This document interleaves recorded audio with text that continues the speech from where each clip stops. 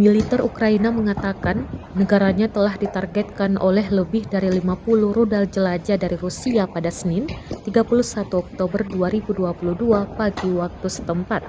Serangan itu disebut berdampak pada pemadaman listrik di beberapa wilayah. Hal itu disampaikan militer Ukraina di Telegram.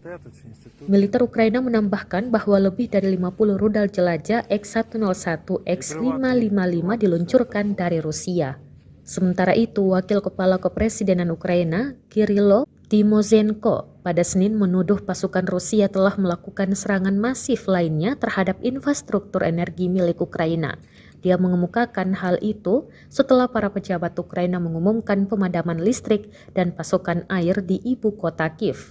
Wali kota Kiev, Vitali Klitschko, menyampaikan serangan Rusia pada Senin menyebabkan 80% konsumen di Kiev tanpa air dan 350.000 rumah tanpa